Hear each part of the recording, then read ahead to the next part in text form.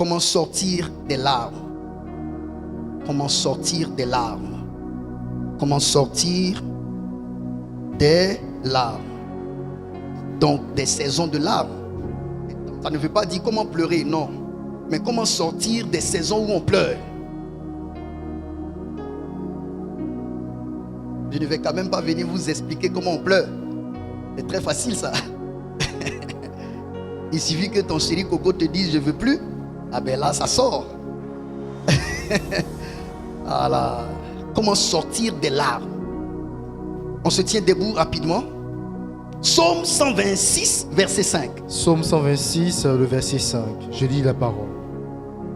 Ceux qui sèment avec l'âme moissonneront avec chant d'allégresse. Ceux qui sèment avec larmes moissonneront avec chant d'allégresse. La Bible n'a pas dit que ceux qui versent des larmes moissonneront avec des chants d'allégresse. Il y a un verbe qui est là, qu'il faut considérer.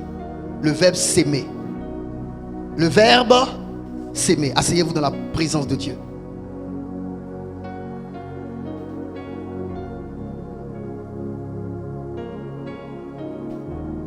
Alors, pourquoi je viens enseigner ce thème?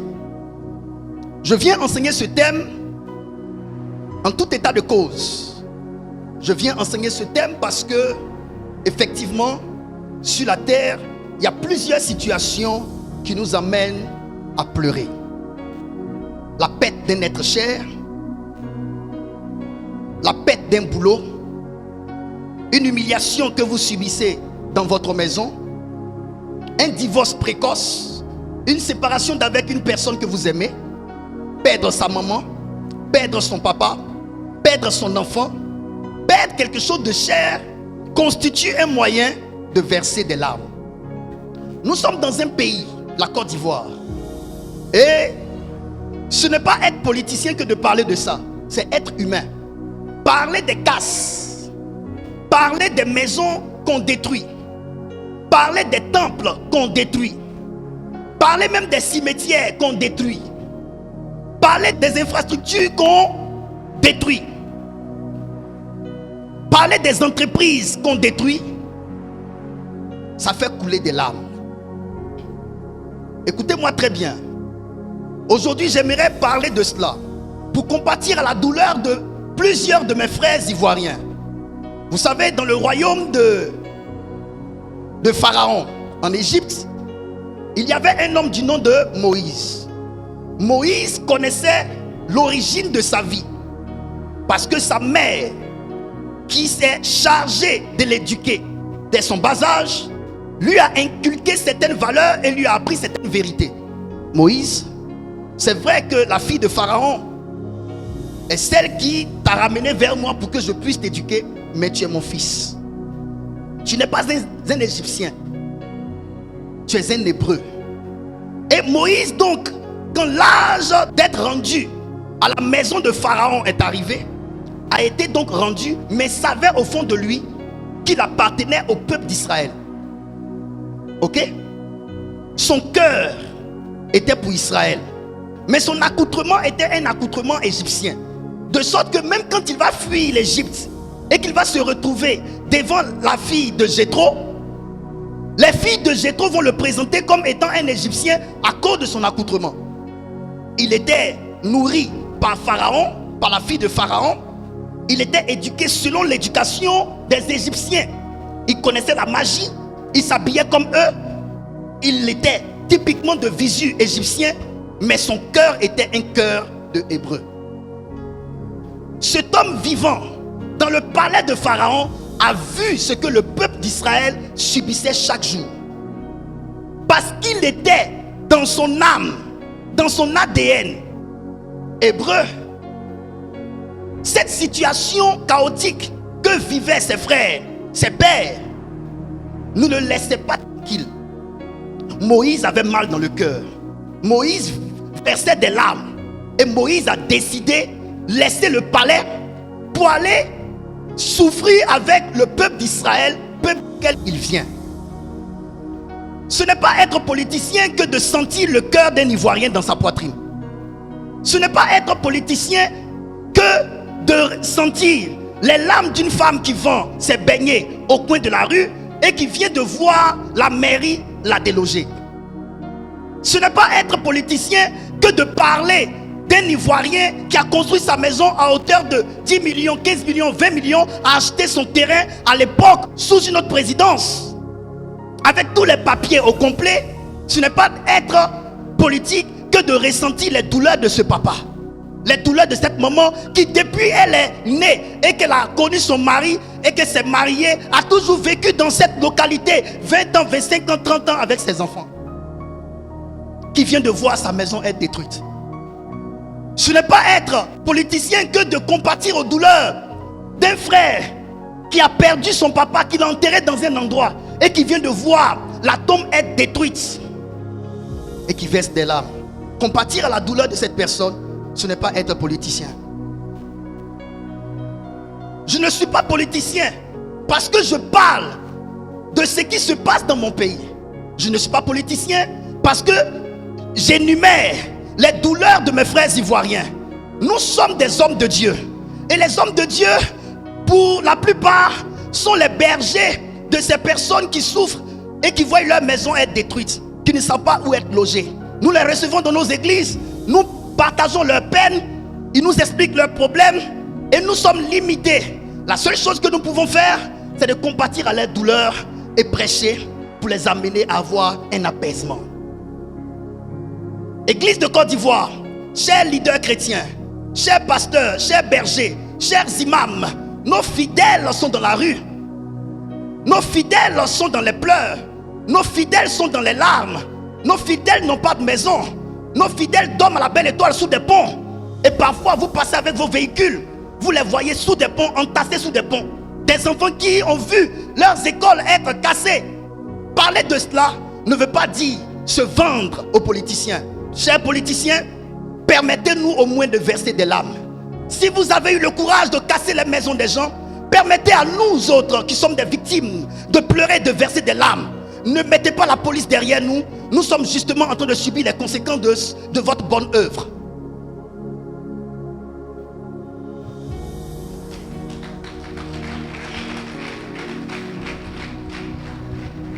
Ce n'est pas une prophétie, c'est un cœur d'humain qui parle. Essayons d'inverser les rôles. Si c'était vos parents qui vivaient cela, ne seriez-vous pas en train de faire la même chose que nous? Vous seriez en train de les consoler. Vous seriez en train de parler. Je ne juge pas l'acte des hommes politiques. Ils ont peut-être raison de faire ce qu'ils font. Mais je dis simplement, sans proposer des solutions, que je pleure avec ces Ivoiriens qui pleurent. Nous sommes aussi des victimes. Nous avions bâti un temple en 2019-2020. Et un bon matin, sans préavis, on a vu les machines des autorités de notre pays raser l'œuvre que nous avons accomplie. Des larmes on en a versé. Mais comme il s'agissait de nous, ça ne regardait pas les autres. Mais je ne veux pas faire la même chose. Même si des gens n'ont pas été compatissants envers moi, quand j'ai vécu la même chose, je veux être compatissant envers ceux qui vivent ça aujourd'hui. Parce que le cœur du chrétien, c'est un cœur qui ne rend pas le mal pour le mal, mais qui rend le bien pour le mal qu'on lui fait.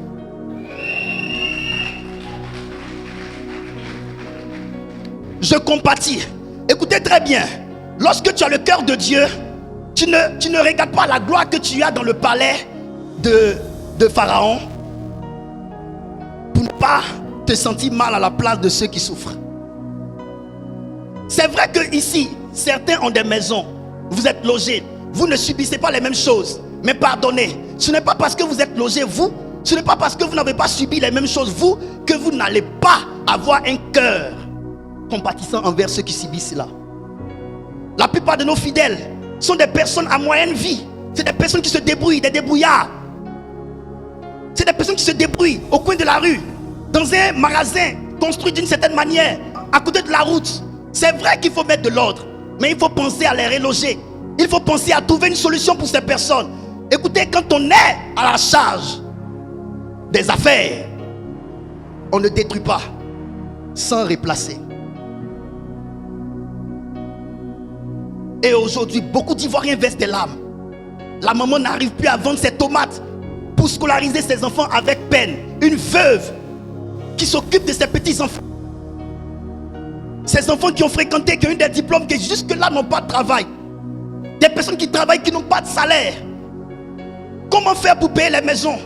Les propriétaires de maisons aujourd'hui qui ne regardent pas la souffrance des Ivoiriens, qui vont augmenter les maisons, les loyers, comme si ces personnes-là n'avaient pas de problème.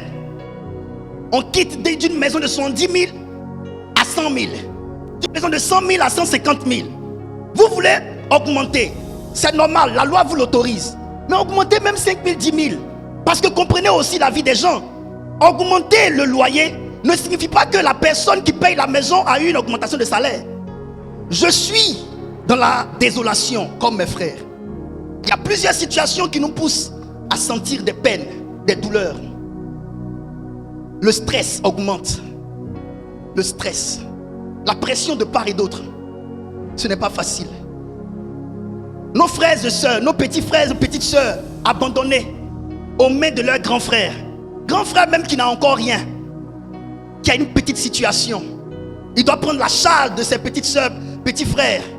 Et quand il a réussi à se battre même pour trouver de quoi satisfaire le petit frère, la petite sœur, ils ne sont tellement pas reconnaissants qu'ils ne savent pas que le grand frère a besoin d'être épaulé. Il laisse toute la charge de la maison au grand frère. Il ne participe à rien, même pas à l'argent de popote, rien. Nettoyer la maison, rien. Faire quelque chose pour apaiser le cœur de son grand frère, pour marquer sa reconnaissance, rien. Et vous voyez des personnes qui ne versent pas des larmes physiques, mais ont une attitude nonchalante. Parce que quoi? Les larmes sont versées à l'intérieur d'eux.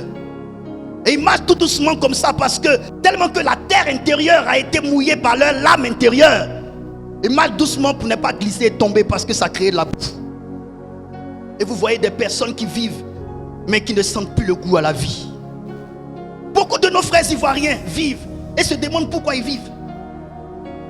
J'ai entendu une phrase de la bouche d'une sœur hier qui a dit: je suis bizarre parce que je ne sais pas à quoi sert la vie que je mène sur la terre. Il arrive des moments où tu as l'impression que la terre t'étouffe. Tu ne vois même pas le rôle que tu joues sur la terre. Tu as l'impression que ta vie serait mieux dans l'au-delà que sur terre, parce que tu ne vis que la souffrance et la douleur. C'est vrai qu'à cause de la foi, à cause de Christ, à cause de la parole de Dieu, parce que tu es leader, parce que tu es espoir de quelqu'un, parce que tu es l'espoir d'une personne, tu dois montrer à la personne que tu es forte. Tu dois montrer à la personne que ça va. Mais au fond de toi, tu sais que tu as plus besoin d'être consolé qu'autrui. Et on vit comme ça, les pieds lourds. On ne sait pas comment faire pour élever la tête. On survit. On vit d'espoir. On vit d'espoir. On s'attend à un Dieu qui viendrait nous sauver. On s'attendrait à une délivrance qui viendrait quelque part un jour. On s'attendrait au ciel qui nous montrera les signaux de la venue de Christ pour sauver ses enfants. Et les prières, ils prient, même sans savoir prier. Ils prient, étant sous des ponts. Les gens prient, s'attendant à voir un bienfaiteur passer là et leur tendre un billet ou les loger quelque part. Mais les gens aussi, qui ont même bon cœur, qui ont même la capacité d'aider, regardent à leurs aides passées et au manque de reconnaissance des hommes, se disent: je vais l'aider aujourd'hui, demain il va me manquer de respect. Je préfère lui tendre un billet que de lui proposer une aide absolue. Parce que le monde est rempli de mal. Et le mal est arrivé à un point où les hommes ne savent plus à quel sein se vouer. Chers amis, chers frères, chères sœurs, les gens souffrent. Et la douleur augmente. Dans ce pays, plusieurs personnes ont espéré à une délivrance. Comme au temps de Moïse, avec le peuple d'Israël. J'ai fait un post de ce thème. Et une jeune sœur de Yopougon a écrit en bas: papa, je prie que Dieu fasse grâce qu'il emmène au Moïse afin de délivrer la Côte d'Ivoire. Mais délivrer la Côte d'Ivoire de quoi? De ces nombreuses douleurs, de ces nombreuses souffrances. Écoutez, le problème n'est pas Pharaon. Le problème, c'est le cœur. Parce que Pharaon, au temps de Joseph, était un Pharaon qui avait permis à Israël d'être logé. Mais le Pharaon qui est venu après le Pharaon, au temps de Joseph, a eu un cœur qui s'est glissé contre le peuple d'Israël. Le plus important, ce n'est pas de changer le président faussement, mais c'est que les cœurs soient transformés. On peut avoir même un diable à la tête du pays, mais s'il a le cœur pour le peuple de Dieu, le peuple de Dieu ira avec lui.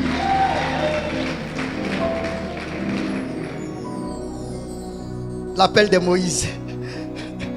On peut avoir même un diable à la tête de notre nation. Mais s'il milite pour les Ivoiriens lui donneront le nom d'ange. Ce n'est pas une question de présidence. Ce n'est pas une question de parti politique. Ce n'est pas une question d'ethnie. Ce n'est pas une question de je ne sais de quel contrée la personne vient. C'est une question de cœur. C'est une question de proposition de solution à l'endroit de qui? Du peuple de Dieu. Le pharaon au temps de Joseph était un pharaon qui aimait tellement Joseph, qui avait tellement bon cœur, qu'il a ouvert les portes de l'Égypte à la famille de Joseph. Mais celui qui est venu après, il était aussi pharaon, mais il n'avait pas le même cœur que l'autre pharaon qui est mort. Le problème, ce n'est pas la couleur de peau. Le problème, ce n'est pas le nom qu'on donne à la personne qui est assise à la tête.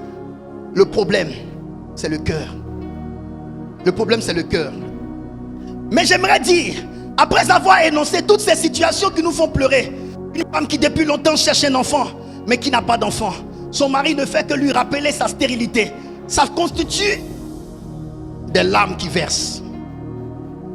Et une telle personne, même avec toute la parole de Dieu prêchée, elle n'aura pas la paix.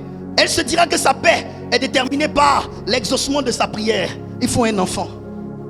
Il faut forcément un enfant. Plusieurs personnes ici dans cette église passent par des moments de pleurs, des moments de larmes. Et ces personnes pensent que Jésus ne suffit qu'en raison de sa résolution, la résolution de leurs problèmes. Donc, ils se désolidarisent de Christ, qui est leur sauveur, parce qu'ils se disent que tant que je n'ai pas eu ce que je cherche, je ne serai pas heureux. Écoutez-moi très bien, j'ai une parole pour vous. Dans Ecclésiaste chapitre 3, il est écrit ceci: il y a un temps pour tout, un temps pour pleurer et un temps pour rire. Dieu a créé la terre et a compartimenté la terre par des saisons. Il y a une saison pour pleurer, il y a une saison pour rire, il y a une saison pour s'amuser, il y a une saison pour être sérieux. Mes chers parents, que vous le vouliez ou non, on est en saison pluvieuse. Même si tu ne désires pas qu'il pleuve, parce que c'est la saison de la pluie, la saison va faire que la pluie descende, que tu le veuilles ou pas. Et donc vous devez savoir, il y a des choses que nous vivons, pas parce que nous les avons désirées, pas parce que nous avons souhaité, mais parce que nous sommes entrés en plein dans leur saison. Qui a désiré qu'on casse sa maison? Personne. Personne. C'est vrai qu'il y a des choses que nous vivons qui dénotent de notre responsabilité personnelle, c'est vrai. Mais il y a d'autres choses. Nous subissons les décisions de certaines personnes au-dessus de nous. Mes chers parents, je me suis assis et j'ai pensé à ma vie. J'ai pensé à lorsque je souffrais d'une manière ou d'une autre que vous n'étiez pas là. Lorsque je passais par des moments difficiles qui, au lieu de me faire face aux hommes, baissaient ma tête au devant d'eux parce que j'avais honte. J'avais du mal à me présenter à eux. Je ne ressemblais à rien. Je vivais l'humiliation. Et donc, ça allait être plus humiliant pour moi de me présenter aux gens dans cet état. Et donc je me refusais de me présenter aux gens. J'ai décidé de me recroqueviller sur ma vie et d'être dans le secret pour passer ma douleur avant de refaire surface. Il y a des moments qui arrivent, tu sais, que si tu vas à cette réunion, tu n'auras pas d'appréciation. Tu n'auras que des humiliations. Et pour t'éviter d'entendre des paroles humiliantes, puisque ta vie déjà est une vie humiliante, tu te refuses d'aller à cette réunion parce que tu sais que tu récolteras des humiliations à la place des acclamations. Nous passons tous par ces moments. Mais faut-il s'asseoir et continuer à pleurer? Faut-il rester et s'apitoyer sur son sort? Non. Écoutez-moi très bien. J'ai compris avec Dieu que ce que Dieu permet est à dessein dans la vie de ceux qui lui appartiennent. C'est pourquoi il dit toutes choses concourent au bien de ceux qui aiment Dieu. La question que je veux te poser, est-ce qu'au-delà de toute la douleur que tu subis, au-delà de toutes les larmes que tu verses, dans ton cœur, il y a un amour pour Dieu? Si dans ton cœur, il y a un amour pour Dieu, j'aimerais te dire, tu peux acclamer Dieu. Parce que ce que tu es en train de vivre, ce que tu es en train de vivre, ce que tu es en train de vivre, ce que tu es en train de vivre, Dieu va changer cette situation en ta faveur demain. Alléluia.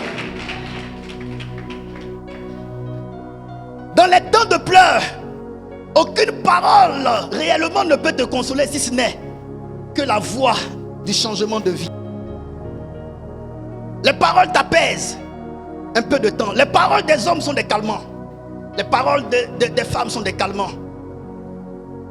Tu auras la réelle motivation de te sentir humain sur la terre lorsque la condition de vie changera. Mais j'aimerais te dire une chose. Les paroles qu'on te donne dans ces temps de difficulté, qui ne te produisent pas ce que tu veux, c'est vrai, sont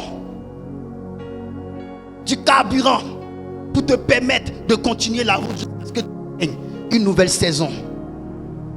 Ne néglige pas les personnes qui te conseillent. Parce qu'il arrive des fois, quand tu passes par ces moments difficiles, que quelqu'un vient t'encourager. Tu dis à la personne, laisse-moi tranquille. Parce que tu as l'impression que la personne en fait un peu trop.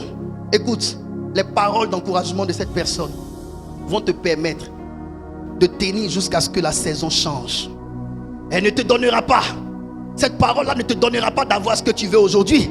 Mais elle pourra t'aider à aller jusqu'à ce que la saison change. Je peux avancer? Est-ce que je prêche bien? Que génèrent les saisons de l'âme dans la vie de l'homme naturellement? C'est une question. Que génèrent les saisons de l'âme dans la vie de l'homme naturellement? Les saisons de l'âme génèrent les plaintes. Les saisons de l'âme génèrent des plaintes. Écrivez cela, c'est très important pour vos vies. Parce que nous devons avoir une attitude différente pour que les conditions changent. Les saisons de l'âme génèrent des plaintes. Elles génèrent les inquiétudes. Elles génèrent des inquiétudes. Ça veut dire, elles ont pour conséquence, elles créent, elles produisent des inquiétudes. Lorsque tu passes par des saisons de l'âme, tu te plains beaucoup. Tu te plains de Dieu, tu te plains de tes parents, mais tu ne te plains pas de toi-même. Très souvent, tu ne te plains jamais de toi. Tu rends les autres responsables de ce qui t'arrive. Les inquiétudes, les murmures. Écrivez tout ceci. Je me suis battu pour travailler sur ça pour vous.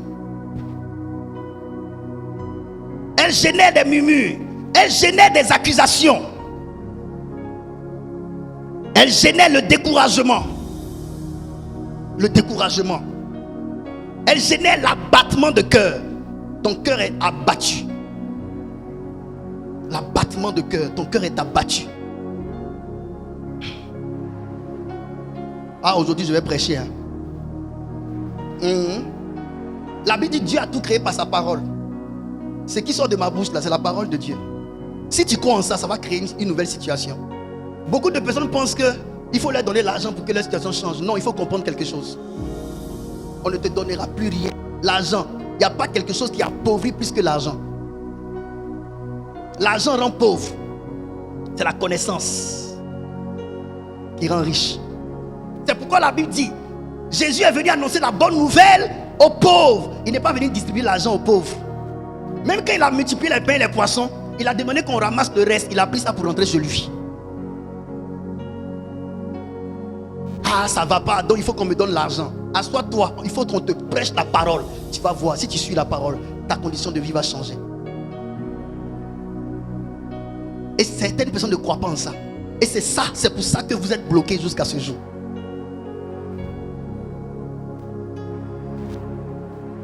Les accusations, le découragement, l'inaction. Quand vous êtes découragé, le découragement vous pousse à l'inaction. Parce que tu es découragé, tu ne vas pas t'actionner. Tu vas rester comme ça. Tu deviens une victime de la vie.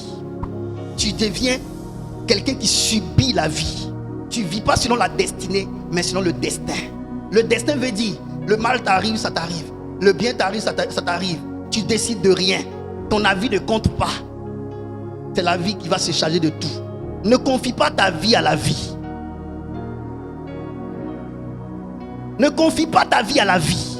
Non, non, non. La vie ne change pas la vie de l'homme.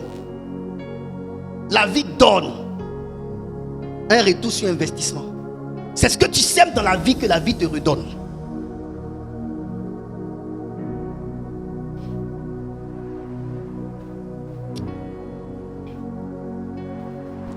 Samuel chapitre 16 verset 1. 1 Samuel le chapitre 16 le verset 1, je lis la parole. L'Éternel dit à Samuel: quand cesseras-tu de pleurer sur Saül? Je l'ai rejeté afin qu'il ne règne plus sur Israël. remplis ta corne d'huile et va. Je t'enverrai chez Isaïe, Bethlémite, car j'ai vu parmi ses fils celui que je désire pour roi. Merci. Est-ce que vous avez tous entendu la parole de Dieu? Vous avez tous entendu? Je peux interpréter. Regardez ce qui se passe. Monsieur Akré, est-ce que tu sais que le prophète Samuel a arrêté son ministère parce qu'il pleurait sur le sort de Saül? Saül est le premier fils spirituel qu'il a établi à la tête d'Israël. Son premier roi. Il a pris cet enfant qui venait de la tribu la plus petite d'Israël. Il prend cet homme qui ne croyait même pas en son avenir. Saül avait perdu les ânesses de son père. Sa gloire, c'était les ânesses qui ne lui appartenaient même pas, mais qui appartenaient à son papa. Souvent, vous pensez que ce qui appartient à votre papa vous appartient, c'est faux. Il y a des papas qui ne partagent pas ce qu'ils ont avec leurs enfants. Ils meurent, ils ne mettent même pas le nom de leurs enfants dans le testament. Ils cachent les biens qu'ils ont à leurs enfants. Parce qu'il y a des papas, je vous le dis, ils ont de la haine pour leurs enfants à cause de ce qu'ils n'ont pas aimé leur mère. Vous comprenez ça? Je peux continuer? Le prophète Samuel entend de la part de Dieu qu'il y a un homme qui vient dans sa direction. Il doit le oindre comme roi, établir la tête du pays. Il a pris Saül. Le jour où il devait faire la cérémonie pour introniser Saül, Saül avait tellement peur, ne croyait tellement pas en lui, qu'il allait se cacher derrière les bagages. Parce qu'il ne croyait pas en lui.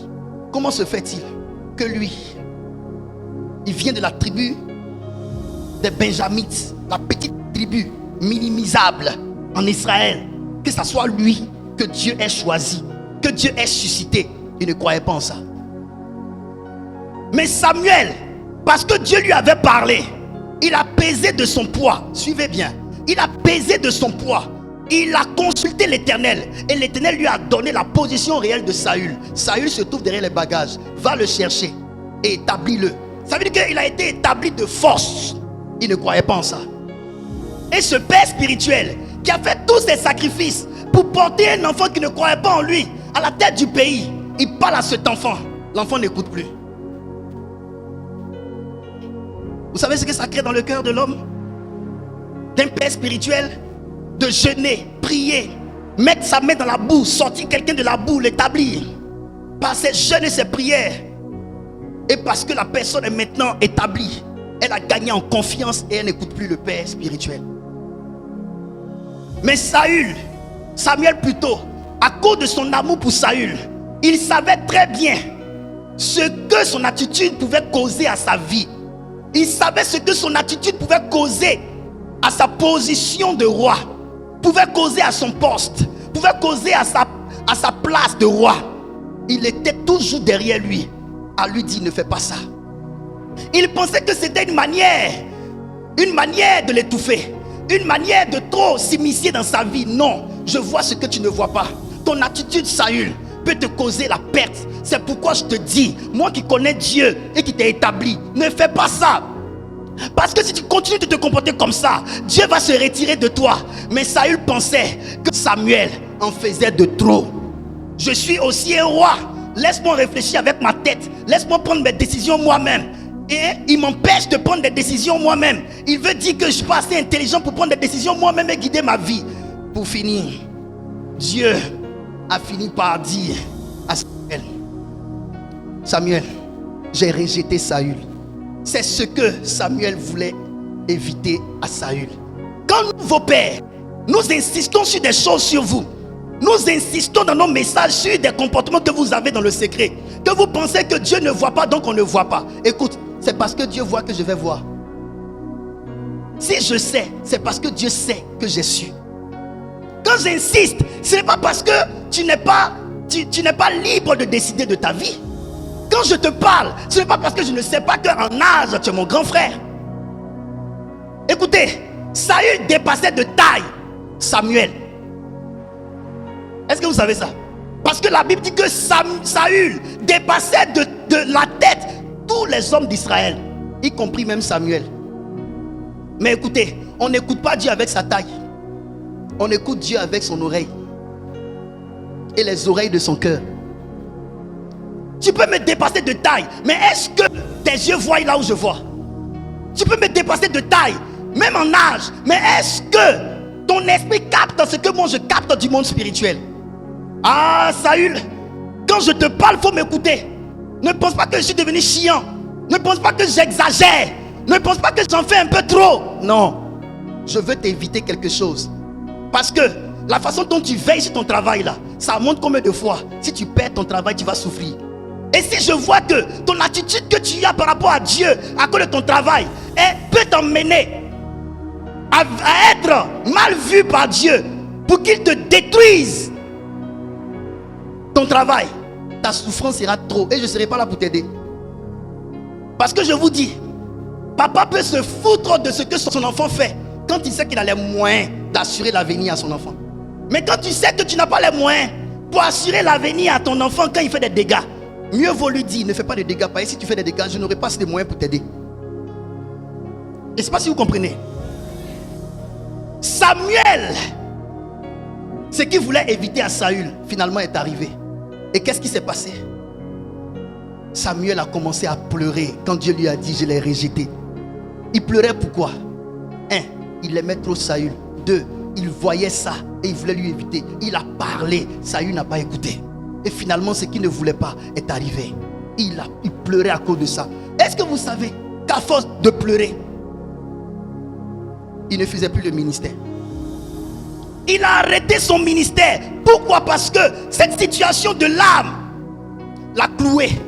Cette situation de l'âme a créé l'inaction en lui, l'inactivité en lui. Il a abandonné son ministère. Il passait son temps à pleurer. Il pleurait sur un homme. Il a oublié la vision. Il pleurait sur un homme. Il a oublié la mission. Regardez comment Dieu va agir. Ah, je souffrais. Papa ne m'a pas consolé. Je suis allé expliquer mon problème à papa. Papa m'a repris. Et je vous dis une chose. La consolation de Dieu n'est pas toujours en termes de te faire la pommade. La consolation de Dieu est en termes de réveiller ton esprit mort à cause du découragement. Écoutez, la consolation de Dieu a pour objectif de changer les circonstances. Ce n'a pas pour objectif de te donner un calmant dans la situation. C'est pour changer. Quand Dieu console, c'est pas pour te calmer. C'est-à-dire que tu es dedans, mais tu supportes un peu. Souvent tu pleures, tu arrêtes. Souvent tu pleures, non je te comprends, pleure, mais arrête un peu. Pleure, c'est pas ça la consolation de Dieu. La consolation de Dieu, c'est de te réveiller pour que la situation change, que la situation ne te détruise pas. La plupart de mes enfants voient ce côté de Dieu en moi. Quand ils ont besoin que je les console, moi je les réveille. Lève-toi, tu vas pleurer, pourquoi? Ils pensent que non, papa est trop dur. Non, c'est la manière de Dieu. J'ai aussi dit à des gens, courage. Mais à des personnes, j'ai dit, pourquoi tu passes autant à pleurer? Réveille-toi, lève-toi. Qu'est-ce que tu n'as jamais vécu? Non, papa a crié encore sur moi. Non, je n'ai pas crié sur toi. C'est pour te réveiller. Écoutez, les saisons de pleurs, ça vous endort. Les situations qui vous font pleurer invitent les ténèbres sur le chemin de votre destinée. Noircissent vos visions. Noircissent votre vision et votre vue. Tu ne vois rien, tu ne vois plus clair. En plein jour, tu as l'impression que tu es dans le noir. Tellement tu es découragé, tellement tu souffres au fond de toi, tellement tu pleures.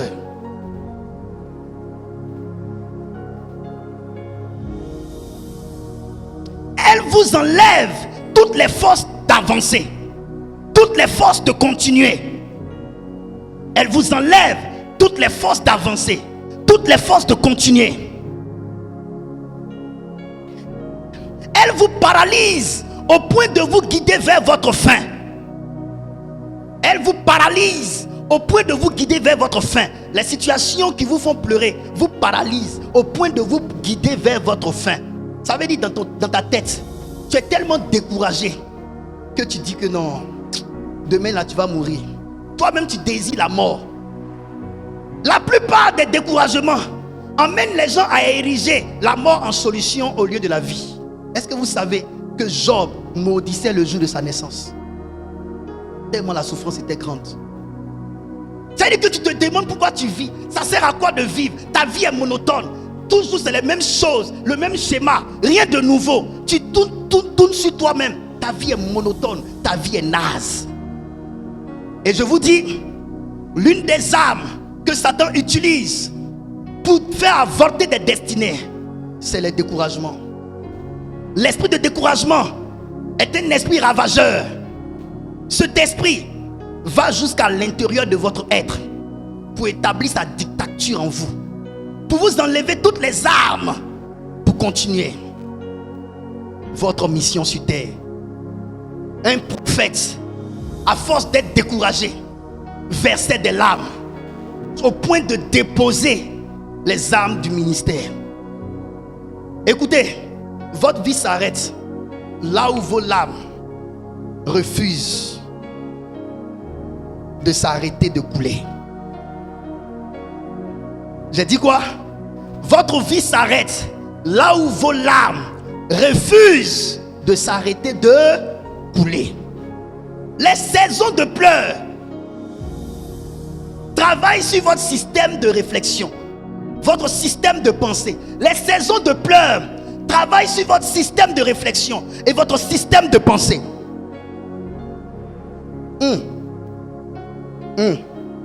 Les saisons de pleurs travaillent sur votre système de réflexion, votre système de pensée.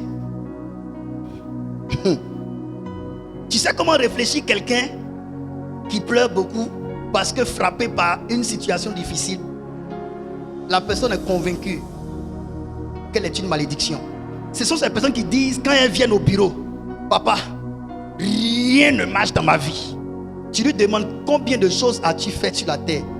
La personne n'a pas fait même 2 choses. Mais son rien ne marche là. Je ne sais pas où c'est quitté. C'est le découragement qui te fait parler comme ça. Tu n'as essayé qu'une seule chose. Mais quand tu parles pour dire que rien ne va, tu dis rien ne va. Tu as essayé combien? Moi, c'est difficile à convaincre. Je pose toujours la question, tu as fait quoi et quoi? Tu as essayé quoi et quoi? Non, je travaille servante chez les gens, on ne me paye pas. C'est la seule chose que tu as faite. Et tu dis rien ne marche dans ta vie. Comme si même le salaire de servante là, ça peut te permettre de réaliser quelque chose. C'est le découragement qui a affecté ta mentalité. Est-ce que je parle à quelqu'un aujourd'hui? Enlevez cette histoire de rien ne va dans votre tête. Ciblez l'origine de vos propos. C'est un découragement. C'est une saison de larmes. C'est une saison de pleurs. C'est une saison de douleur et de difficulté. Les saisons de larmes vous rendent amer. Ça vous rend amer. Je vais tout dire pour que quelqu'un se situe dans la vie. Ça te rend amer. J'ai te dit une chose. Quand tu vois quelqu'un qui dit, ils sont tous pareils. Tous les hommes de Dieu sont les mêmes. L'église là, c'est la même chose. Quand quelqu'un dit que tout le monde est mauvais là, il est amer. Ce gars-là a été blessé. Ce gars-là a été découragé. Souvent même c'est une seule personne qui lui a fait ça. Et puis il a mis sur tout le monde.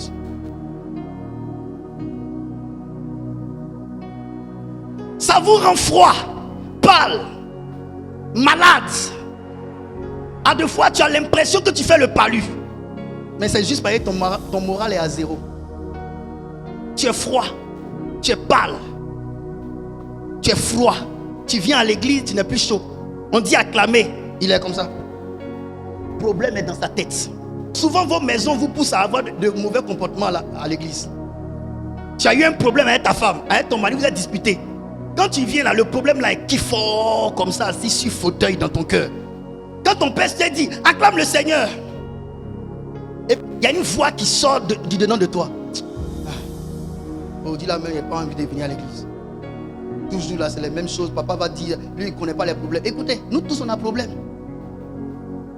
Nous tous on a problème. Mais entre nous, il y a certains qui ont décidé de vivre malgré leurs problèmes. Et il y a d'autres qui ont décidé de vivre selon leurs problèmes.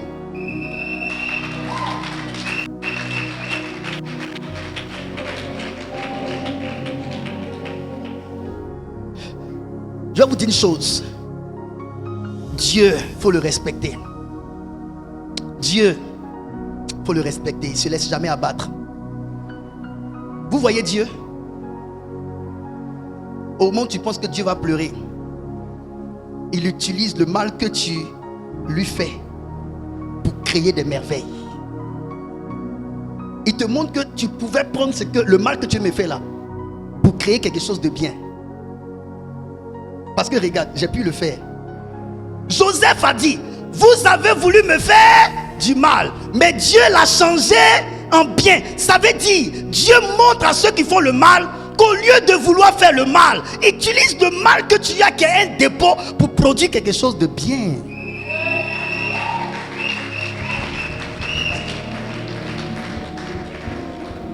Allez-y dire aux sorciers qu'ils peuvent utiliser leur sorcellerie là pour faire quelque chose de bien.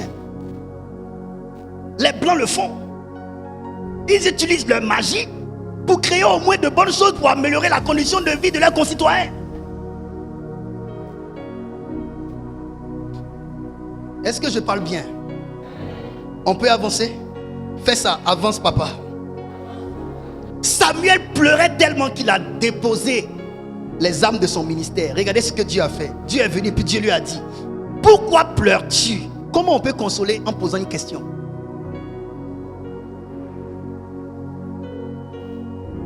Parce que Dieu ne définit pas la consolation comme nous la définissons.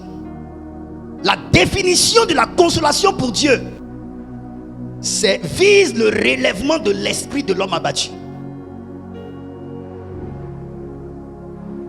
Pourquoi pleures-tu sur Saül? Je l'ai rejeté. Lève-toi. Regarde, les situations de pleurs te donnent l'impression que c'est ta fin. Mais quand Dieu vient, Dieu te dit, il y a une autre opportunité qui t'attend. Il dit, lève-toi, prends la corne d'huile, va vers. J'aimerais dire à quelqu'un, cette situation qui te fait pleurer n'est pas ta fin. Si l'Éternel vient vers toi, il te montrera qu'il y a une autre opportunité bien meilleure. Quand Dieu te retire quelque chose que tu penses être bien, c'est qu'il veut remplacer cette chose avec quelque chose de très bien.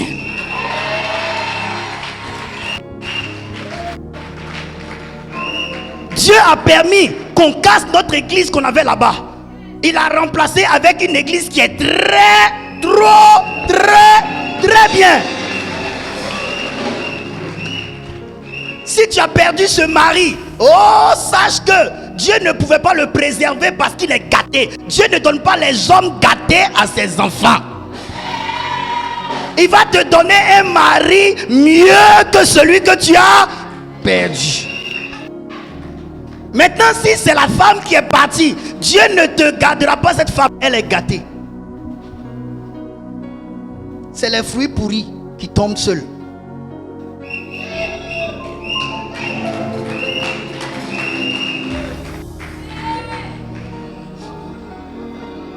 Vrai ou faux? Je veux relever votre esprit. Dieu est venu dire à Samuel, quand Dieu a vu Samuel pleurer, Dieu dit attention, un guerrier qui pleure, non, ça c'est pas chez nous. Chez nous on ne pleure pas. Chez nous on se relève, on essuie les larmes et on se repositionne pour une nouvelle conquête.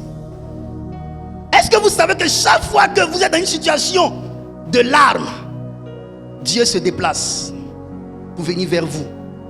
Mais les larmes sont telles que vous n'entendez pas sa voix. Les problèmes sont tels que vous n'entendez pas sa voix. Il y a toujours, pourquoi pleures-tu?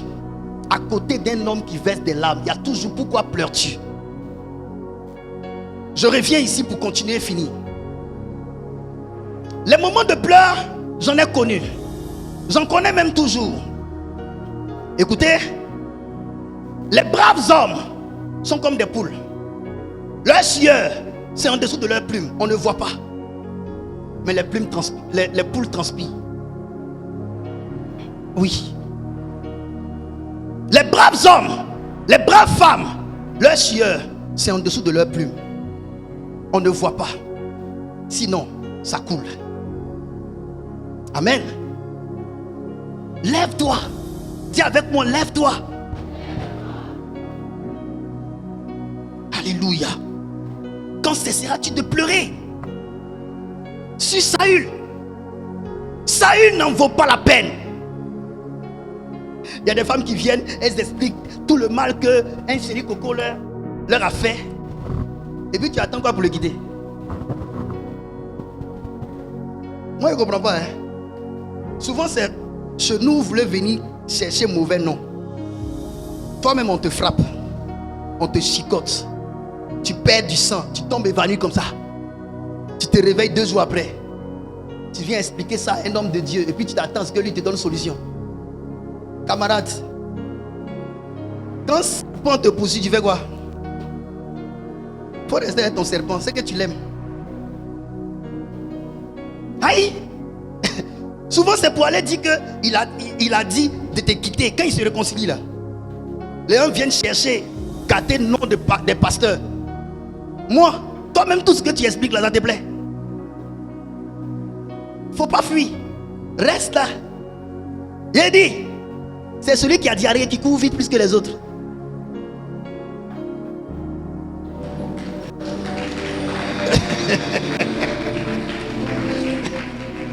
Bah, tu sais que si tu cours pas vite là, tu as fait ça sur toi. Tu es obligé de courir. Même tu es dans la voiture, mais tu cours dans ton. Tu arrives au niveau, il y a feu rouge. Le taximètre gars, il dit, il y a quoi?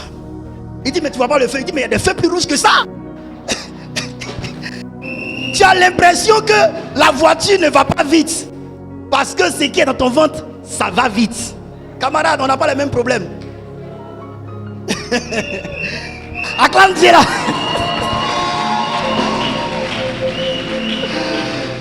Proverbe chapitre 18, verset 14. Je lis la parole.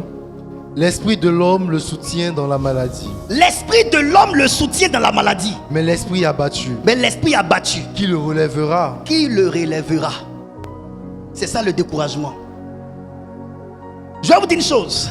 Quand on parle de l'esprit de l'homme le soutient dans la maladie affecte ton corps physique, n'est-ce pas? Mais fais attention que la maladie n'affecte pas ton moral. Ton moral là, c'est l'esprit de l'homme. C'est pourquoi en médecine on te dit il ne faut pas pleurer devant quelqu'un qui est malade. Parce que quand tu pleures, tu vas à côté de quelqu'un qui est malade, tu brises son moral. Je vous dis, il y a un monsieur qui est mort au CHU de Cocody ici. Parce qu'ils l'ont mis dans une salle où 3 personnes ont perdu la vie. La peur, la psychose. Son voisin de droite, il causait. Le lendemain, il est mort. L'autre de devant est décédé. On ramassait les cadavres qu'on devant lui. Le monsieur est causé. Il dit, quand il est mort lui-même. Il dit, c'est quand il est parti qu'on lui a dit, mais viens quoi ici?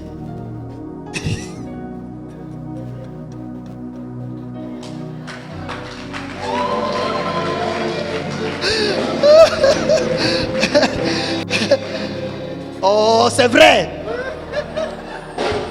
Non, l'autre côté là, c'est spirituellement. Mais vrai, c'est devant moi. Ici. Écoutez, c'est la vérité. Attention. Souvent, quand votre frère est en train de pleurer, il ne faut pas l'accompagner dans ses pleurs. Le sortir de ses pleurs. En remontant son moral. Il faut remonter le moral. Parce que la force de l'homme dans ces moments de crise, c'est la force mentale. Quand ton moral est atteint, la Bible dit qu'il te relèvera. C'est fini. Un homme qui est malade physiquement, dont le moral est atteint, il est malade doublement. Il va mourir si on ne fait pas attention. On peut guérir parce qu'on a espoir de vivre. On peut guérir parce que, est-ce que vous savez qu'il y a des malades qui ont un esprit tellement élevé que c'est eux-mêmes qui soutiennent leurs parents qui pleurent autour d'eux. Ne pleurez pas. Parce que ce malade-là croit tellement à la vie éternelle. Mort est un gain pour lui. C'est ce qu'on a lu une fois ici. L'apôtre Paul étant lui-même dans les chaînes, c'est lui qui priait pour consoler ses fils qui pleuraient dehors à cause de ce qu'il était enchaîné. Parce qu'il espère la vie éternelle. La mort n'est pas la fin. La mort est le début de la nouvelle vie.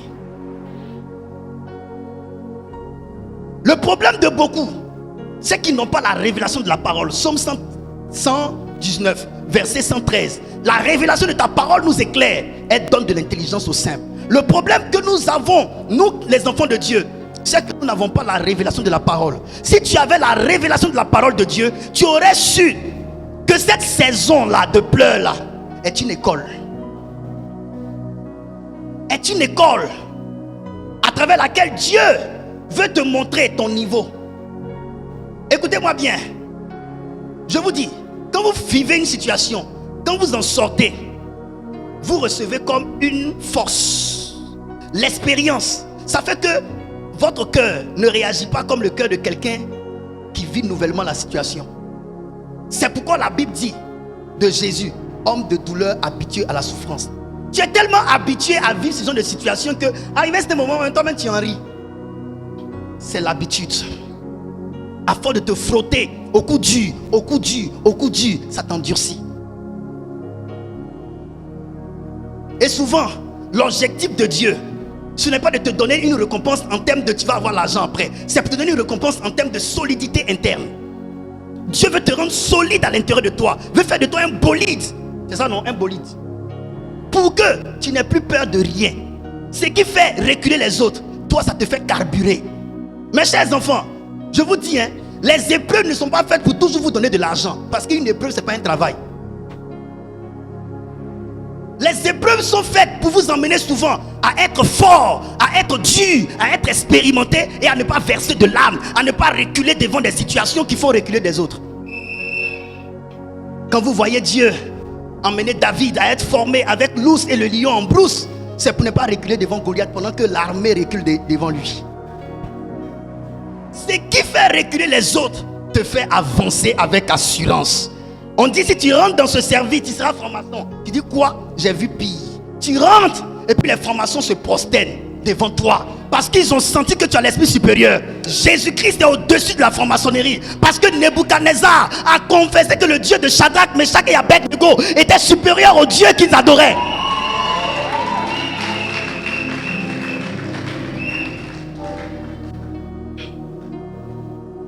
Jésus-Christ habite une lumière inaccessible en Dieu le Père. Il est dans son sein. Et Dieu habite une lumière inaccessible avec Jésus-Christ. Tu sais Jésus-Christ, tu es dans la lumière inaccessible et tu peux te mettre au niveau du deuxième ciel. C'est une question de connaissance.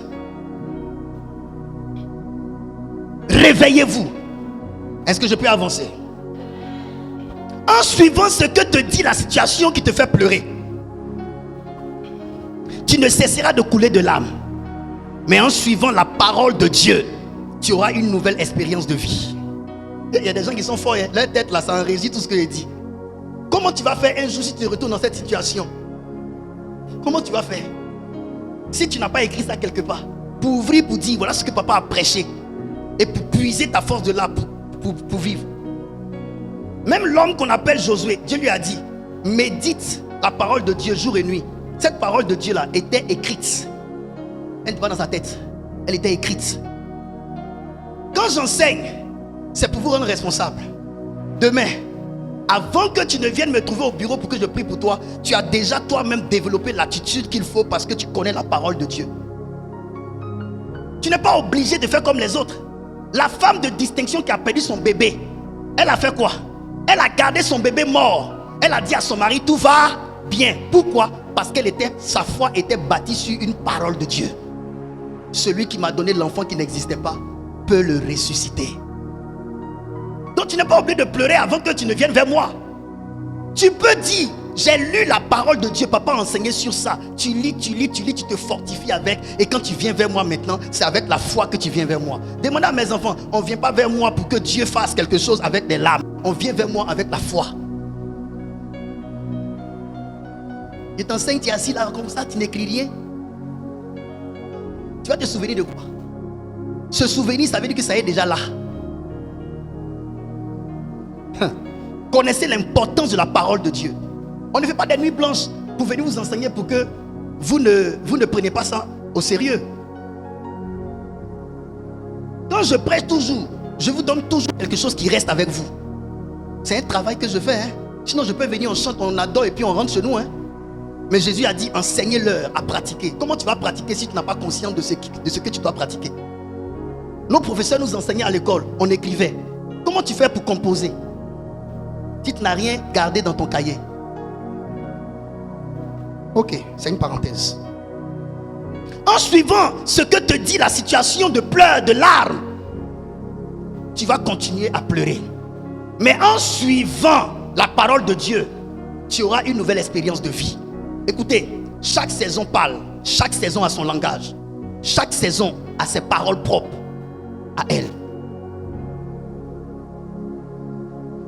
Pour changer les saisons ou pour avoir une attitude différente de la saison dans laquelle tu es, il ne faudrait pas suivre ce que la saison t'indique. Il faut suivre ce que Dieu te dit.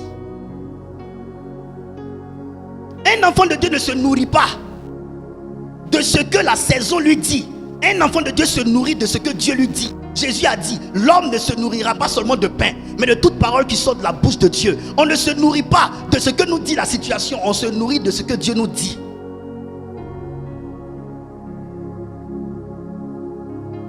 Samuel pleurait sur Saül parce que il n'avait dans sa tête que ce que Saül venait de faire, Dieu a dit, je l'ai rejeté. Mais il n'avait pas dans sa tête la parole de l'Éternel qui lui disait, lève-toi, va dans telle direction et je t'envoie là-bas. C'est une parole qui nous fait pleurer. C'est une pensée qui nous fait pleurer. Il y a des gens qui perdent leurs parents, mais ils ne versent pas de larmes. Pas parce qu'ils sont insensibles, parce qu'ils ont compris finalement que c'est un passage obligatoire. Tu vas pleurer, ça ne va rien changer. Demain, ça sera ton tour et il faut te préparer. Donc ne pensez pas que verser toujours des larmes veut toujours dire qu'on est sensible. Parce qu'il y a des sorciers qui ont tué même la personne qui verse des larmes plus que des gens même qui n'ont pas tué la personne. Donc verser toujours des larmes ne veut pas dire qu'on est les plus sensibles.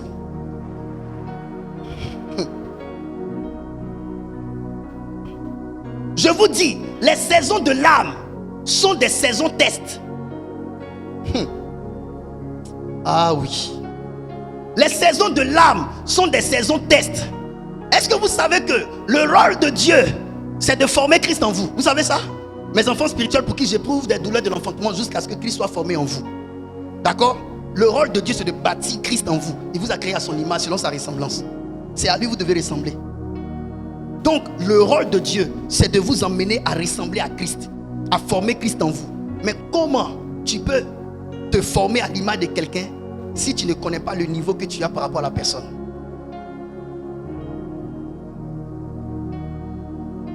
Tu as le modèle de la construction. Il faut d'abord regarder ce qui a commencé à être construit pour voir si ça respecte ça ou pas. Vrai ou faux? Donc, les saisons de pleurs sont des saisons tests. Si la situation là te fait tant pleurer au point de te casser, tu as compris que cette situation a du poids sur toi. Donc tu fais quoi? Tu travailles pour que tu aies le dessus sur la situation.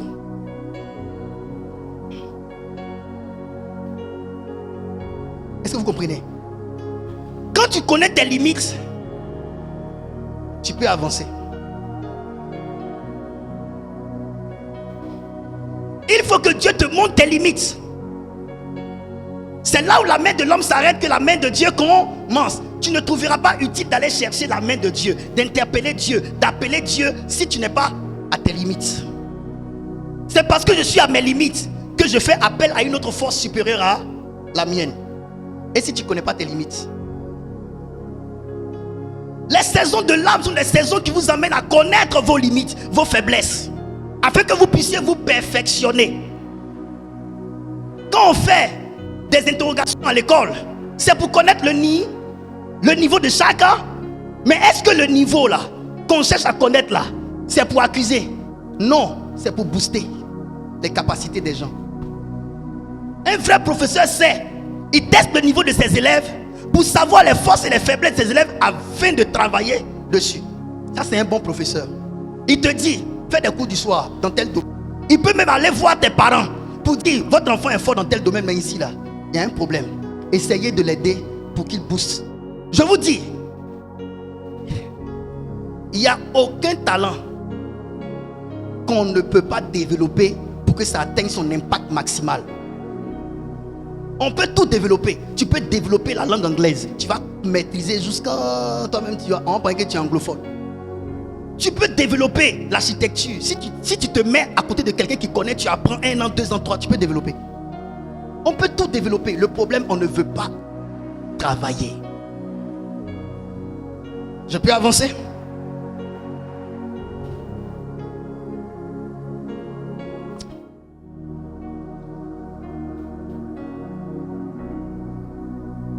Que nous propose Dieu pour changer nos circonstances?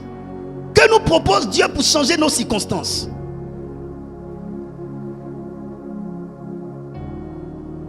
Que nous propose Dieu pour changer nos circonstances? Ce que je prêche là, ça vous concerne.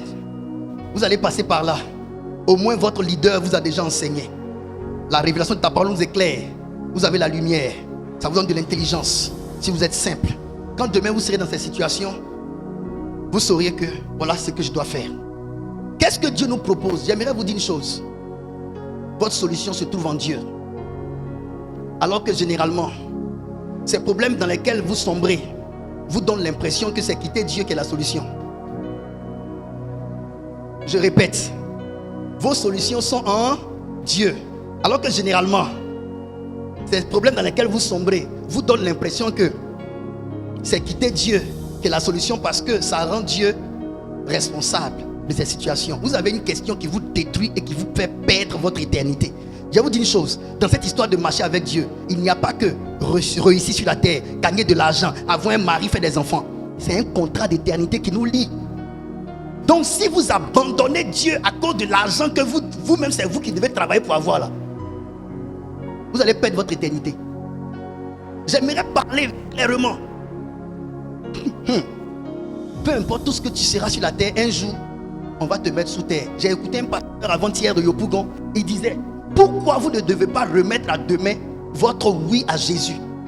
Parce que vous ne savez pas quand est-ce que vous mourrez. On ne sait pas quand on meurt. Vous ne voyez pas que quand je prêche toujours éternité à côté. Parce que c'est le but ultime. Je suis un prophète messianique.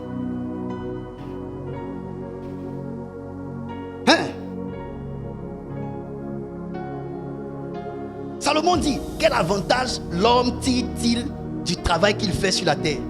Il meurt et c'est quelqu'un d'autre qui en bénéficie. Mes enfants, la vie là, quand tu réfléchis sur la vie d'une certaine manière, ça te dégoûte. C'est pourquoi, dis avec moi, Jésus est mieux. Il ne faut pas regarder un garçon pour quitter Jésus. Tu vas payer très mal. Un garçon n'est pas fiable.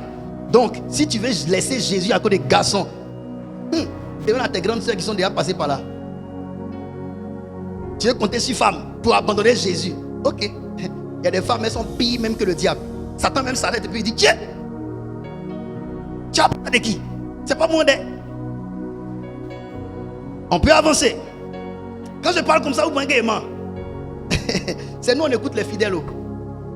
C'est nous qui on se frotte aux problèmes des gens à tout moment. Et Dieu a tout dit dans sa parole. On a toutes les expériences dans la Bible. Et parce qu'on lit la Bible, on a la connaissance. Moi-même, vous demandez comment le pasteur fait pour connaître tout ça. La Bible enrichit. Dieu a tout dit. On peut avancer. J'ai dit: que nous propose Dieu pour changer nos circonstances? Écoutez-moi très bien. Il faut migrer de pleurnichard à semeur. Écrit: migrer de pleurnichard à semeur. À la vérité, Dieu ne change pas d'abord la circonstance. Dieu change ta personne. Dieu ne se focalise pas sur la situation. Dieu se focalise sur toi dans la situation. Migrer de pleurnichard à semeur. Écoute-moi très bien.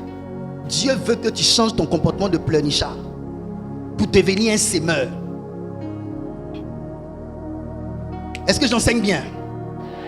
Mes enfants, pourquoi quand j'ai mes problèmes, je préfère rester dans ma chambre pour prier Dieu? Parce que ne pense même pas que la personne devant de qui tu as pleuré là pleure vraiment avec toi.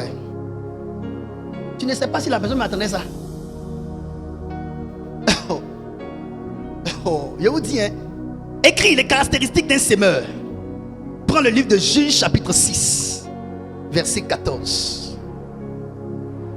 Un semeur est un visionnaire. Un semeur est un visionnaire. Il faut que je définisse le semeur. Je lis la parole de Dieu. Juge 6, verset 14.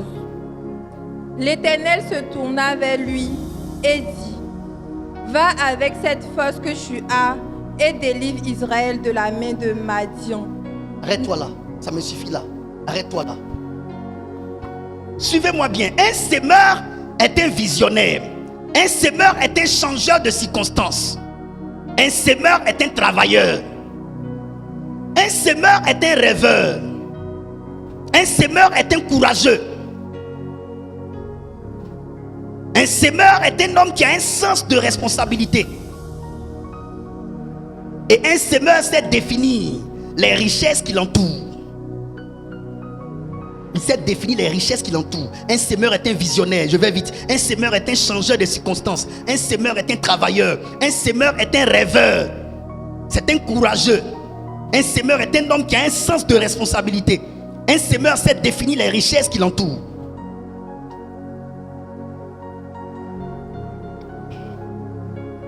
Amen. Regardez ce que Dieu dit, le texte de base. Dit quoi? Ceux qui sèment avec l'âme moissonneront avec des chants d'allégresse. Ma fille Lydia, ce texte m'est venu d'où? Ce texte m'est venu de mes plus grandes expériences douloureuses. Je l'ai expliqué ici plus d'une fois. J'étais dans une église, appelé par le pasteur de cette église, et il m'a demandé de l'aider dans son église. Son église avait 4-5 ans d'existence et il ballottait entre 30, 40, 30, 45 fidèles. C'était pas facile.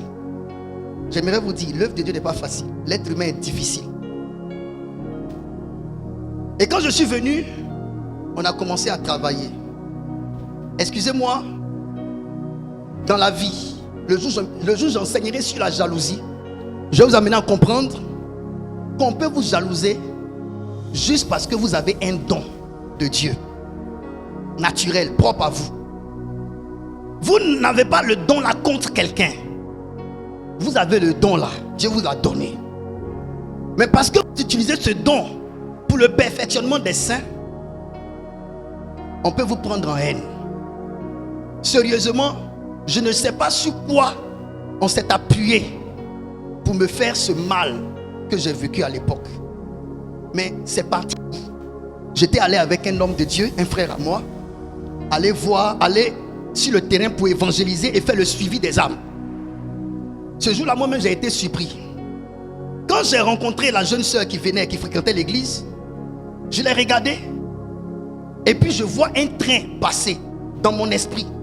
Je vois une femme arrêtée qui veut rentrer dans le train. Et je vois comme si on l'a tapé dans son dos. J'ai vu une main invisible qui l'a tapé dans son dos. J'ai entendu en même temps c'est l'esprit de nuit. La fille est dans le train et elle est tombée. Et dans la vision, le véhicule que j'ai vu, le train que j'ai vu, ne ressemblait pas à quelque chose qui est en Afrique, mais en Europe. Et j'ai dit la révélation. J'ai dit, je vois comme l'une de tes sœurs qui est en Europe, qui voulait rentrer dans le train et qui est tombée. La fille a crié, waouh papa! C'est le vendredi passé que ça s'est passé. Donc mon frère qui était avec moi, on sort devant Dieu. Mon frère était content. Il a appelé le pasteur et il disait vraiment non, aujourd'hui Francky a fait quelque chose. Non papa, c'était trop extraordinaire. Et il m'a appelé, il m'a donné rendez-vous jeudi. Quand on est parti, on s'est assis. Il me regarde et puis il dit, j'ai appris ce que tu as fait. C'est bien, mais je vais te casser. Après ça, mes problèmes ont commencé. Et ils m'ont chassé de manière, je n'ai rien compris. On m'a créé tellement de problèmes. Je vais vous dire une chose. Chers leaders, quand vous ne voulez plus d'un enfant spirituel, que vous avez l'impression qu'il est intenable dans vos mains, faites-le asseoir. Ce n'est pas un ennemi. Dites-lui que nos chemins se séparent dans la gentillesse. Mais ne poussez pas vos fils que vous maîtrisez, que vous contrôlez, à mentir ce fils spirituel-là pour lui créer toutes sortes de problèmes dans l'objectif de le pousser à partir. Ce n'est pas bien. Nous sommes des chrétiens et des enfants de Dieu. On doit marcher dans l'amour. Et c'est comme ça qu'on m'a chassé. Ce n'est pas le fait qu'on m'ait chassé qui m'a fait très mal. Mais c'est tous les problèmes qu'on m'a créés jusqu'à ce qu'on me chasse là. Aujourd'hui, on dit il a fait ci. Demain, on dit il a fait. Il dit, je ne savais même pas ce qui se passait. Et on m'a liquidé. Je pleurais et je pleurais. Et j'étais dans les temps de divorce avec la femme que j'avais pris moi-même, qui n'avait pas été le bon choix. Et tout ça sur ma tête, je pleurais beaucoup. J'ai fait 40 jours à pleurer, tellement que je souffrais. Aujourd'hui, j'en parle que quelques minutes. Et je ne savais même pas maintenant comment diriger ma vie. Parce que ma vie, c'était cette église-là qu'on avait nous tous. On partait là-bas, on n'avait pas l'argent, ce n'était pas l'argent. Mais au moins, je sers Dieu. Au moins, je sers Dieu. Il n'y avait pas l'argent dedans. Au moins, je sers Dieu. Mais je vous assure, c'était une période difficile de ma vie. Et j'étais assis. Comment j'allais faire maintenant pour vivre? Comment allait être ma vie? Il y a des situations quand tu te trouves dedans, tu ne sais pas comment sortir de là. Mais Dieu merci. Dans mes oreilles, il y avait une voix qui circulait. La voix de Dieu. Et le Seigneur a fait remonter. C'est pourquoi il est bien de méditer la parole de Dieu.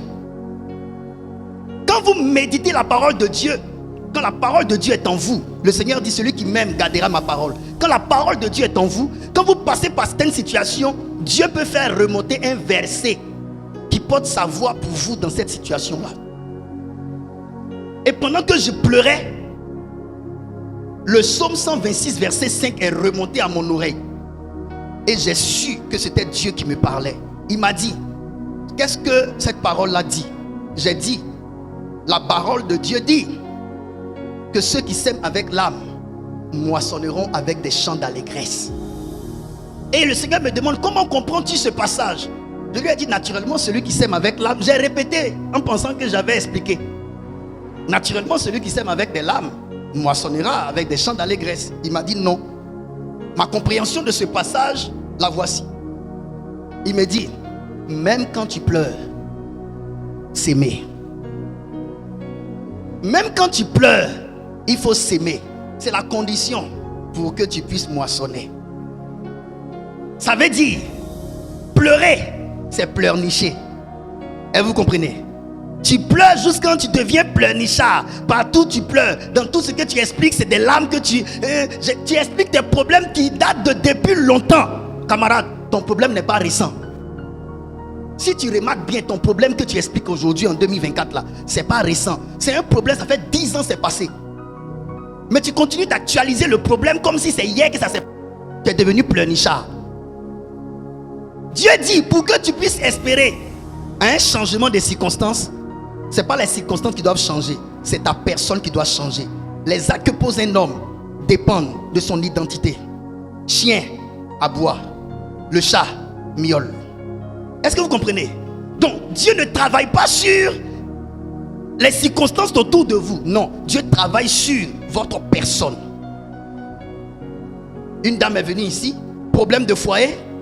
Elle a pensé que c'est son mari peut-être qui doit changer, ou bien les circonstances qui doivent changer. On a prié ici, réveil de l'Éternel. J'ai prié pour elle. On a fait une rencontre avec quelques personnes, les nouvelles personnes qui étaient venues. J'ai enseigné sur le cœur. Elle avait la colère en elle. Par la grâce de Dieu, après cet enseignement, la colère est comme partie. Elle est devenue douce. Elle a changé un coup. Son mari qui dit qu'il ne voulait plus d'elle là, il est revenu. Il veut la doter, non? Il veut la doter. Qu'est-ce qu'il y a? Elle est venue dans mon bureau pour me dire, papa, vraiment, je ne sais pas, j'ai traîné la colère là toute ma vie. Mais avec toi, quelques minutes, la colère est partie. Dieu n'a pas changé les circonstances. Non, Dieu a changé la source des circonstances. Oui, c'est parce qu'on allume le feu qu'il y a fumée. Donc si tu veux arrêter la fumée, n'éteins pas la fumée, éteins le feu.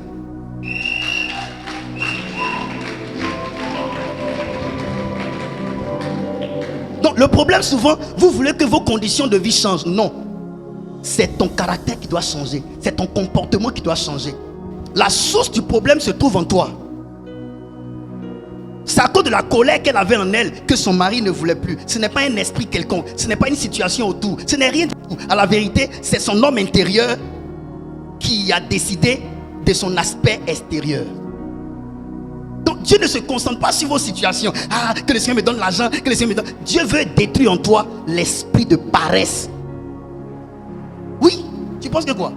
Dieu veut détruire en toi l'esprit de dépendre des autres. Il faut ça pour que tu te lèves. Et j'ai aimé Bartimée. Bartimée a demandé à Jésus, ouvre mes yeux. Il n'a pas dit donne-moi l'argent alors qu'il était mendiant. Mais un autre mendiant paralytique qui a vu Pierre et Jean qui a demandé l'aumône. Bartimée pouvait demander aussi l'argent. Mais Bartimée dit, moi là, j'ai été obligé de me mettre ici pour chercher l'argent parce qu'il ne voit pas clair. Si tu ouvres mes yeux, essaie de me battre. Quand vous venez à l'église, vous voulez que votre père spirituel prenne la charge de vos vies. Moi, il fait comment pour te donner tout l'argent dont tu as besoin? On est combien ici? Même si on n'est pas nombreux. Il est donné au président à créer. Il est donné à... Attends, même la banque même se vide souvent. La banque se nourrit de l'argent des clients. Vrai ou faux? Quand on veut ouvrir vos yeux, vous dites non, donne-moi l'argent, c'est suffisant. Non, l'argent dans les mains d'un aveugle ne sert qu'à être entré pris dans le noir. Celui qui entreprend dans les ténèbres ne réussira jamais. Il faut qu'on change, on ouvre tes yeux. Ouvrir tes yeux, c'est te donner un message qui te fait réaliser que tu peux. Tu peux. Tu peux. C'est pourquoi Dieu veut changer ton état de pleurnicheur à un état de sémeur. Un sémeur est un visionnaire. Ça veut dire qu'il a une vision, il sait ce qu'il veut devenir. Il a un sens de responsabilité. Il ne prête pas sa vie à quelqu'un d'autre. Il se dit, c'est ma vie, c'est moi qui dois me lever pour qu'elle change. C'est un rêveur. Tu as un rêve. Joseph avait un rêve. C'est ce rêve-là qui a déterminé le chemin qu'il a entrepris et qu'il a pris jusqu'à devenir ce qu'il est devenu. Mais ce n'était pas un rêveur qui n'avait pas de compétences, qui n'avait pas un savoir-faire. Il savait interpréter les rêves. Tu me diras, oh papa, je n'ai rien pour que ça change. Oh papa, je n'ai rien pour que ça change. C'est pourquoi on a lu ce passage. Gédéon était un homme qui était dans les larmes.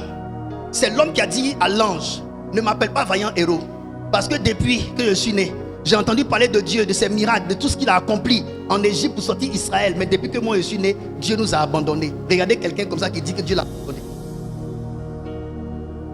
Il ne croyait pas que les choses peuvent changer à partir de lui.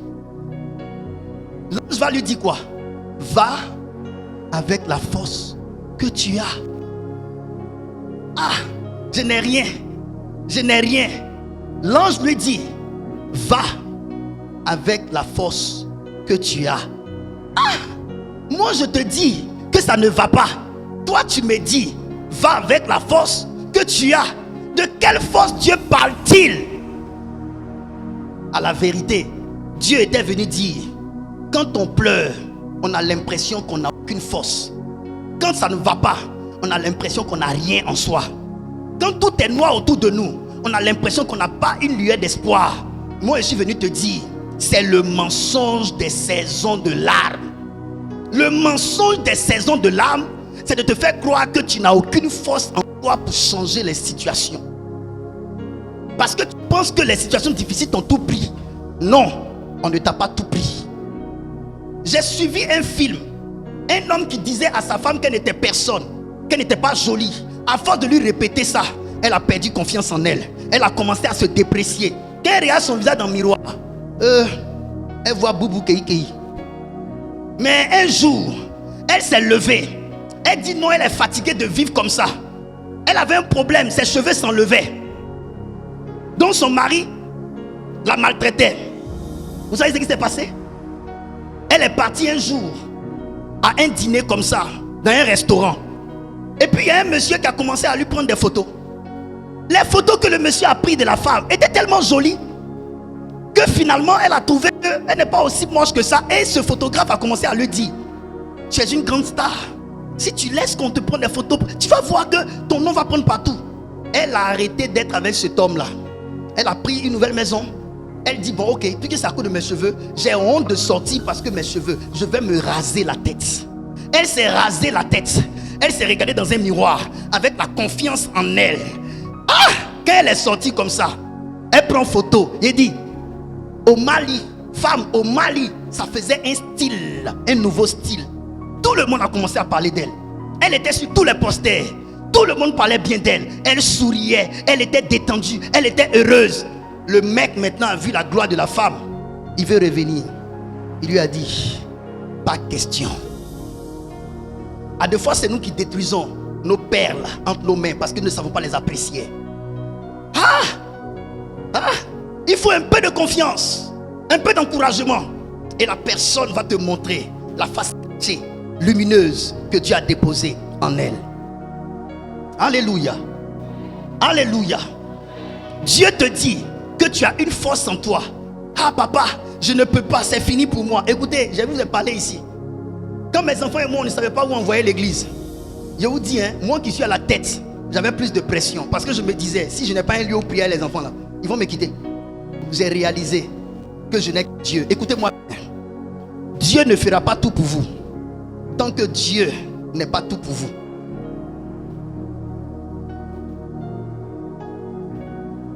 Dieu ne fera pas tout pour vous tant que Dieu n'est pas tout pour vous. Va avec la force que tu as. Ma fille, va avec la force que tu as. Ça veut dire, découvre en toi une force. À la vérité, dans les moments de l'âme, Dieu veut vous emmener à la découverte de soi. Vous devez découvrir en vous, dans cette saison où personne ne vous regarde, où on pense que vous êtes faible. Écoutez, la Bible dit que le fer se tire de la poussière de la terre. Dieu a caché le fort dans le faible. Dans votre état de faiblesse se trouve votre performance. Utilisez vos faiblesses, utilisez vos moments d'humiliation pour fouiller votre homme intérieur. Vous découvrirez une capacité cachée en vous. Vous découvrirez une performance cachée en vous. Vous découvrirez quelque chose en vous. Écoutez, un sourire peut être attrayant au point de vous attirer des amis qui vont vous aider à devenir quelqu'un de mieux sur la terre. Il n'y a pas de semeur sans sémence et sans terre. Il n'y a pas de semeur sans sémence et sans terre. Un semeur doit prendre conscience d'une sémence qu'il a en soi. Si on va dans le domaine de cultivateur, le cultivateur doit avoir une sémence, donc des grains de maïs, et puis doit avoir une terre où s'aimer les maïs. Mes enfants, qu'est-ce que vous avez? Le problème, ce n'est pas qu'est-ce qu'on vous donne. Le problème, qu'est-ce que vous avez vous-même? 2 Rois, je lis ça et je me tais. 2 Rois chapitre 4, versets 1 à 6. 2 Rois chapitre 4, versets 1 à 6. Lis vite, ma fille. Une femme dont les femmes des fils des prophètes cria à Élisée. Elle cria à Élisée En disant, ton serviteur, mon mari est mort. Ton serviteur, mon mari est mort. Situation de pleurs, saison de pleurs, situation alarmante. Ton serviteur, mon mari est mort, oui. Et tu sais que ton serviteur craignait l'Éternel. Et tu sais très bien que ton serviteur craignait l'Éternel. Or, le créancier est venu. Le créancier est venu pour prendre mes 2 enfants. Ça veut dire que le mari est mort avec des dettes. Donc le créancier est venu pour se payer. Il est venu prendre les 2 enfants de la dame.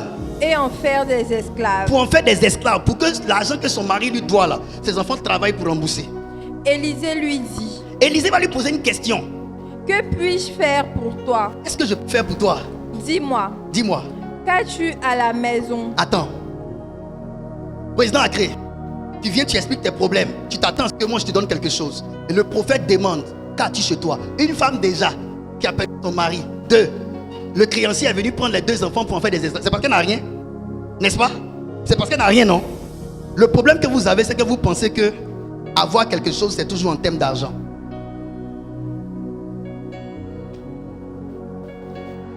Est-ce que vous comprenez? Les gens disent qu'ils n'ont rien quand ils n'ont pas d'argent. Qui t'a dit ça? Qui t'a dit que tu n'as rien parce que tu n'as pas d'argent? Le prophète Élisée pose une question. Dieu est-il bête? Non. Dieu est-il sot? Non. Dieu n'est-il pas intelligent? Oh, Dieu est intelligent. Mais regardez la question que l'homme de Dieu pose. La femme explique sa situation. Il dit, qu'est-ce que tu veux que je fasse pour toi? Première question. Deuxième chose, qu'as-tu chez toi? Ça veut dire, je ferai pour toi en raison de ce que tu as toi-même chez toi. C'est pourquoi aujourd'hui je veux emmener vous, Église, à comprendre que vous n'êtes pas fauchés éternellement. Vous n'êtes pas fauchés de manière absolue. Il y a quelque chose que Dieu laisse toujours en vous. Bartimée n'avait pas Dieu. Il n'avait pas la vue, n'est-ce pas? Mais il avait quoi? Il avait les oreilles et il avait une bouche et puis le nez qui sentait. À partir de l'odeur de quelqu'un, on peut savoir que la personne est là. Vrai ou faux? Vous ne connaissez pas mon parfum? Sincèrement, mes enfants, la plupart de vous, vous ne connaissez pas mon parfum? Attendez, quand vous venez à l'église ici, là, vous pouvez sentir mon parfum et savoir que papa est là. Quand tu sens le parfum de quelqu'un, si tu connais la personne, tu sais que c'est ce parfum-là que la personne utilise, tu peux déjà, même si tu ne vois pas clair, te dire que attends, papa est là, président Acré est là, maman Flora est là, Christopher est là, parce que tu connais la personne à partir de son odeur. Dieu ne vous a pas tout pris. Ou bien je dirais, la vie ne vous a pas tout pris. Ou bien je dirais, Satan ne vous a pas tout pris. Ce que tu penses que tu n'as pas, tu dis que tu n'as rien parce que tu considères ça comme tout.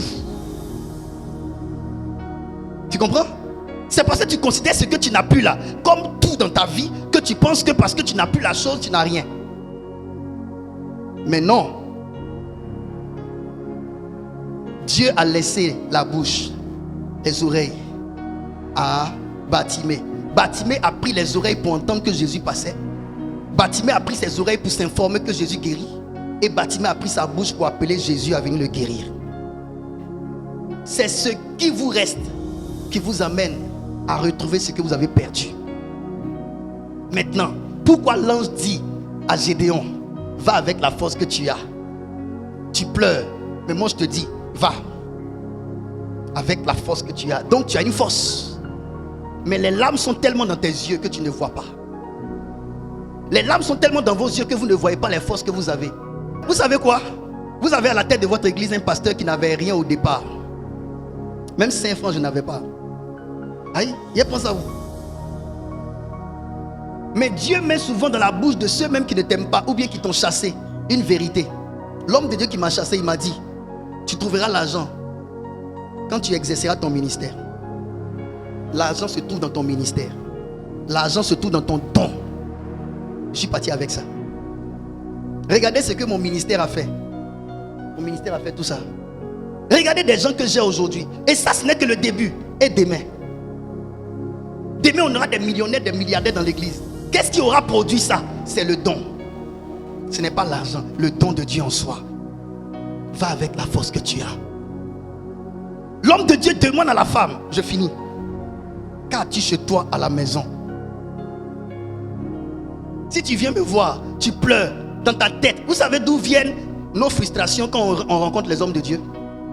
Ça vient de ce qu'on se dit que l'homme de Dieu doit faire quand on va lui expliquer notre problème. Ah, aujourd'hui, allez voir papa là, c'est pour lui demander l'argent. Je vais expliquer, je vais pleurer, il va avoir pitié de moi. Il va me dire, tiens, ma fille, l'argent ne t'aidera pas. L'argent va te rendre encore plus pauvre. L'argent que vous voyez là, ça rend malheureux. C'est ce que tu sais faire, que tu fais et puis on te paye là. C'est ça qui fait que tu as l'argent tout le temps. L'homme de Dieu est en train de dire à la femme, ton problème ne va pas s'arrêter si tu ne découpes pas en toi quelque chose que tu as, que tu mets au service du grand public. Qu'as-tu chez toi? Elle a répondu comment? Ta servante n'a rien qu'un bol d'huile. Vous voyez comment elle traite ça? Souvent c'est ce que tu minimises qui va te sauver dans toute ta situation difficile. Dis ça. Le temps là c'est pour Dieu. Elle répondit, ta servante n'a rien du tout à la maison qu'un vase d'huile. Ta servante n'a rien du tout à la maison qu'un vase.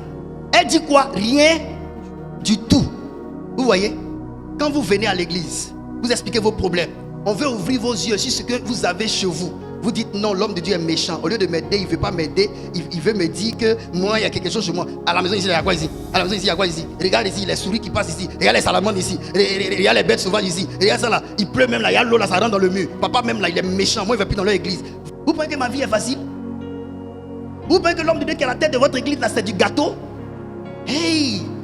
Et moi, je veux te dire, ne pense pas que ce qui est chez moi est plus fort que ce qui est chez toi. Quand Dieu t'a créé avec un potentiel. Ce potentiel-là est la solution à tes pleurs, est la solution à tes larmes, est la solution à tes crises, est la solution à tes déboires, est la solution à tes souffrances. Ne désespère pas. En toi se trouve quelque chose. Dans ta vie se trouve une capacité. Qu'as-tu chez toi à la maison? Je n'ai rien qu'un bol d'huile. Si tu savais que c'est ce bol d'huile que tu traites de rien, si tu savais que c'est le fait de savoir parler, savoir vendre tes produits, savoir attirer la clientèle qui va te faire gagner tes immeubles, gagner ton voyage, gagner ta gloire, gagner ton élévation, tu n'aurais pas minimisé pour dire que tu n'as rien. Tu dis que tu n'as rien parce que tu n'as pas l'argent. Mais tu as ce qui va te faire gagner l'argent. Ça s'appelle ton talent. Ça s'appelle ton mannequinat. Ça s'appelle savoir coudre. Ça s'appelle donner conseil. Ça s'appelle encourager. Ça s'appelle faire du sport. Ça s'appelle jouer au ballon. Ah!